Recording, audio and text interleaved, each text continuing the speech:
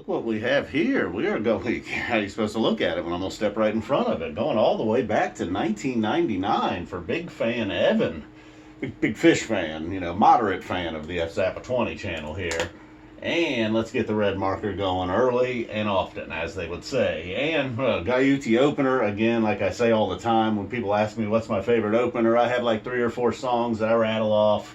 I would never think of that, but then again, of course, it's an excellent opener, along with like a Fluffhead, Martian Monster, Wilson, Free, you name it. And then, what was it, last summer, maybe 2 years ago, they jammed out a Fluffhead, not something they do often here. And then for 1999, had a little bit of a funk feel to it, along with Trey kind of doing his thing, the very 1999 Trey song.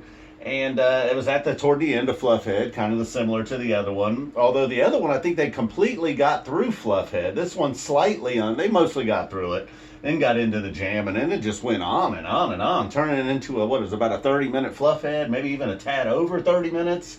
Unfortunately, July 24th, 1999 has never been released on a Live Phish, the official Live Phish release. Maybe someday. We've gotten so much from 1999. I don't know what it is. Maybe it's the Whip and Dung song. They were like, man, we can't put that out. And we got the man, and I don't know what it is about some venues, but when I was at Alpine in 2009 or 10, we got The Man Who Stepped Into Yesterday, Avinu Malkeinu, The Man Who Stepped Into Yesterday. And, if Mike's song is one of the OG Alligator Mouse, this one might even trump that. And it just very nice. Oh, and then the jam here, they just wanted to jam everything. Beautiful rendition of that. This was awesome. Just makes you also think, man, so many songs that they just don't play anymore. They got a million songs in the arsenal. Look at this encore down here. So then even that gets a little bit of a jam. It felt like, everything pretty much stayed within. And then we get the Wedge, Character Zero. Not that they were horrible, but even the Wedge felt nice. Character Zero, though, kind of doesn't matter the era. It's always just going to have its time and its place in case the Chompers were getting a little antsy through all of this. I don't know what the scene was like in 99, although what was it, the July? Ooh, the week of my debut. It just occurred to me. And look, I was one of the Chompers, all right? I know what the Chomper scene was like. Guys like me. All right, let me get over to Tweet. Wasn't even really a fan, Went to 2 shows in 1.0, sadly. Hopefully, those shows probably weren't sold out. There's tickets on the ground, as they say. Then we get over here to the Tweezer Catapult Tweezer. Look at all of this now. And then the Catapult, normally I feel like this is awful early in the set. It's kind of like Walk Away, especially back in the 1.0 era. They meant business. When you were getting a Catapult or a Walk Away, they were feeling it. And early here in the second set, probably leftovers from all of this. I don't know what was going on with Wedge and Character Zero. Very standard Sally on both of those. But everything else was just killing it. And then over here, they start out the second set very hot with the Catapult. Catapult was kind of weird. It was like Tweezer Pult with Trey and Mike singing along. And then Mango Song, one we never get anymore. Not only did we get a Mango Song back then, we got a Mango Song with a jam. So all of this right here kind of getting it done. And then the Happy Whip and Dung song from the Sicket disc, from the Story of the Ghost Sessions. The one and only time it's been played. They say it's a song about a frozen tundra. Yeah, they're up there in Wisconsin. Maybe in July it wasn't quite the frozen tundra, but yeah, you never know.